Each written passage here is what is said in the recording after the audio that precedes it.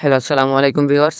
আজকে আপনাদের দেখাবো যে মাইক্রোসফট অফিস ওয়ার্ডের কিছু কাজ আছে যেটা দেখা গেছে এক জায়গায় দিলে সব জায়গায় হয়ে যায়। যেমন হচ্ছে বর্ডার, পেজ বর্ডার।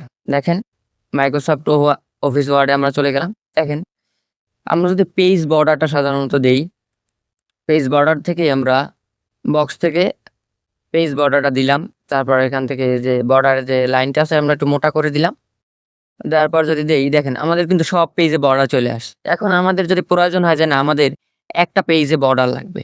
শুধু একটা পেজে বর্ডার লাগবে আর বাকিগুলো সাদা থাকবে। সেক্ষেত্রে আমরা কিভাবে কি করব? দেখেন এই বর্ডারটা দিছি, এই বর্ডারটা আমরা উঠাই দিব আগে। গিয়া এখানে নান করে দিব। ওকে দিলাম।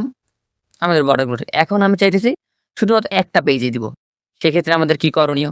যে পেজে দিব সেই পেজের পরবর্তী পেজে আমরা কার্সারটা রাখবো। কার্সারটা রাখলাম। যেটা জ্বলতে নিভতেছে। এই যে একটা কার্সার। কার্সারটা রাখলাম। রাখার পর এই যে আমাদের পেজ বর্ডার আছে। পেজ বর্ডারে চলে গেলাম। যাওয়ার পর আমরা বক্স দিলাম। বেশ ভালো কথা। তারপর যে বর্ডারের যে লাইনগুলা, সেই লাইনগুলা আমরা চাইলে একটু মোটা করে দিতে পারবো। চাইলে এখান থেকে এই যে কালার নামের অপশন আছে এখানে রঙও করে দিতে পারবো। দিলাম। তারপর এই যে এপ্লাই টু এইটা অপশন কি আছে? হোল ডকুমেন্ট মানে যতগুলো ডকুমেন্ট আছে বা যতগুলো পেজ আছে সবগুলো পেজ আছে। আর আমি চাইতেছি একটা পেজ দেবো। সেজন্য আমরা কার্সারটা নিচে রাখলাম। মানে যে পেজে দিব তার নিচে রাখলাম। তারপরে এখান থেকে একটা অপশন আছে this selection first page only. এইটা ক্লিক করে দিলাম।